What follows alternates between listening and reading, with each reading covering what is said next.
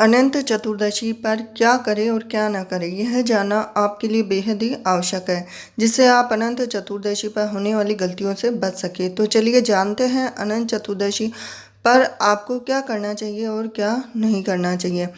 तो इस दिन भगवान विष्णु, माता यमुना और शेषनाग की पूजा की जाती है। और अगर नहीं तो हम आपको इसके बारे में बताएंगे कि अनंत चतुर्दशी पर क्या करना चाहिए। तो सबसे पहले क्या करना चाहिए, अनंत चतुर्दशी के दिन भगवान विष्णु, यमुना जी और शेषनाग तीनों की पूजा एक साथ करनी चाहिए।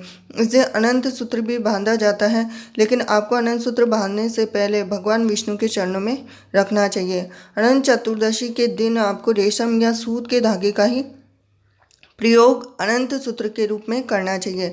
अनंत सूत्र बांधने से पहले उस पर 14 घाटे अवश्य लगाएं और इसके बाद पूजा करके ही उसे धारण करना चाहिए। यदि आपने पहले से कोई अनंत सूत्र बांध रखा है तो उसे आप प्रवाहित कर दें, उसके बाद में ही दूसरा अनंत सूत्र बांधें।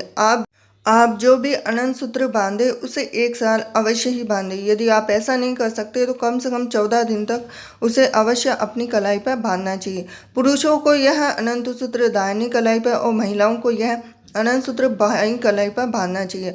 अनंत सूत्र के दिन यदि आपने व्रत किया है तो आप केवल मीठे भोजन का ही प्रयोग करें, सिर्फ एक समय भोजन करें। इस दिन आपको पशु पक्षियों और निर्धन व्यक्तियों को भोजन अवश्य कराना चाहिए।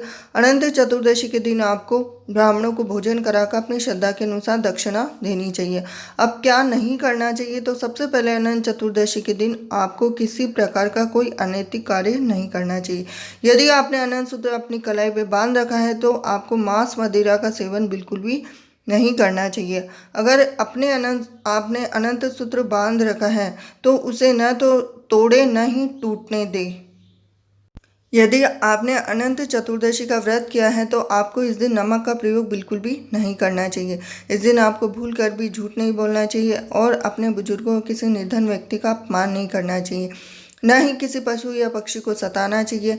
इस दिन रेशम या सूत के धागे के अलावा अन्य धागे का अनंत सूत्र नहीं बांधना चाहिए। अनंत चतुर्दशी के दिन भगवान विष्णु के साथ माता यमुना और शेषनाग की पूजा करना बिल्कुल भी ना भूलें। आपको अनंत चतुर्दशी पर किसी ब्राह्मण का अपमान नहीं करना चाहिए। तो ये थी खास जानकारी कि अनंत चतुर्दशी के दिन हमें क्या करना चाहिए, क्या नहीं करना चाहिए।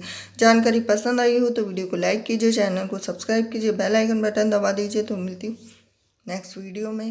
हरे कृष्णा।